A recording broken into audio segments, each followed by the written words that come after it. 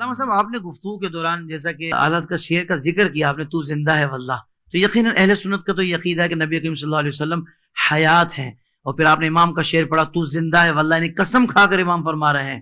تو حضرت یہ ارشاد فرمایا کہ اگر تو نبی زندہ ہیں اور یقیناً ہیں تو زندہ کو تو کوئی دفن نہیں کرتا۔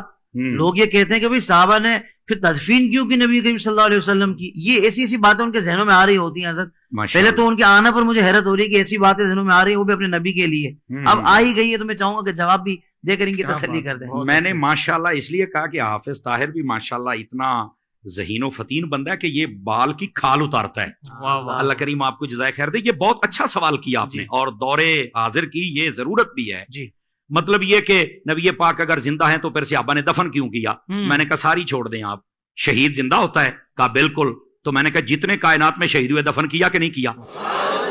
اس کا جواب دو مجھے، قرآن مجید دو جواب۔ قرآن مجید ہے نا، قرآن سے جواب دے دیا میں نے قرآن سے جواب۔ اب کوئی میدان میں نکل کے بات کریں، خدا کا خوف کرو یار، کیا کر رہے ہو تم لوگ؟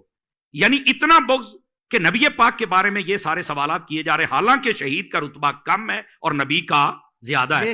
تو جب کم رتبے والا زندہ ہے تو جس کا سب نبیوں سے بھی زیادہ ہے، پھر وہ کیوں نہیں زندہ ہے؟ سمجھ آ رہی میری بات کی؟ اچھا دوسری بات، میں نے کہا یہ میں تمہارا شوق پورا کر دیتا ہوں کہ تم کہتے ہو کہ زندہ تھے تو پھر دفن کیوں کیا؟ میں نے کہا جو مردہ ہوتا ہے نا اس کو آگ لگائی جاتی، کسی بھول میں نہ رہنا، اس بات کو نوٹ کیا جائے۔ جن کے مر جاتے ہیں وہ آگ لگاتے ہیں اپنے ہاتھوں سے، ہم جو دفن کرتے ہیں نا وہ زندہ سمجھ کے کرتے ہیں۔ کہتے ہیں مولانا وہ کیسے؟ سن لیجئے، اور یار مجھے بتاؤ اگر زندہ نہیں ہے تو قبر میں اٹھ کے سوالوں کے جواب کون دیتا ہے؟ بتاؤ نا مجھے۔ یہ صرف اتنی دیر تک ہی موت کا حکم ہے کہ جب تک سانسیں باندھے ہم نے قبر کے سپرد نہیں کر دیا، اللہ کی رحمت کے سپرد نہیں کر دیا۔ اس نے یہ جہان بدلنا ہے، برزخی دنیا میں جانا ہے، سمجھ آ رہی ہے؟ اور اس کو کہتے ہیں برزخی حیات، یہ بھی میں آسانی کر دوں۔ بہت اچھے، سمجھ آ رہی میری بات کی؟ لیکن یہ کہنا کہ زندہ کو دفن کو نہیں کرتا، یہ تمہیں کس نے کہا ہے؟ میں ایک یہ جو دیہاتی لوگ ہمیں سن رہے ہوتے ہیں تو میں ان کی ایک مثال دے دیتا ہوں، شاید کسی کے کونے کھانچے میں بیٹھ جائے۔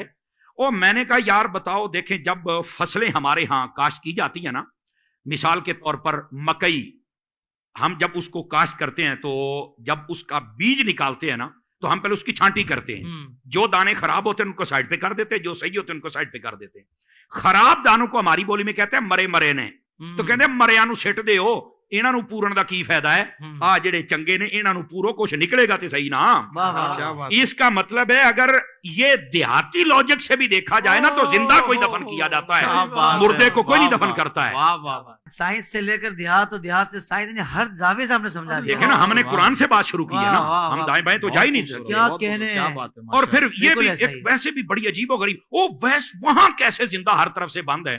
تو میں ان سے سادہ سوال کر لیتا ہوں، میں نے کہا بتاؤ یہ جو چوزا ہوتا ہے یہ انڈے سے 21 دن کے بعد نکلتا ہے؟ کہا بالکل۔ تو میں نے کہا بتاؤ یہ 21 دنوں تک کون سا سوراخ ہوتا ہے جہاں سے کوئی ہوا شوا جاتی ہے، کاربن ڈائی آکسائڈ جاتی ہے، کہاں سے آکسیجن جاتی ہے؟ تو کہتا نہیں یار تو مردہ نکلتا ہے، کہانی زندہ نکلتا ہے، کیسے زندہ رہا؟ کہتا یہ تو نہیں پتا۔ تو میں نے کہا پتا ہوتا تو سنی نہ ہوتا، پتا ہوتا تو سنی نہ ہوتا۔ بھئی جو رب ایک چوزے کے لیے سب انتظام کر سکتا ہے وہ مدینے کے تاجدار کے لیے نہیں کر سکتا۔ وہ زندہ ہیں، زندگی کی تمہیں سمجھ آئی تو ایک الگ بات ہے۔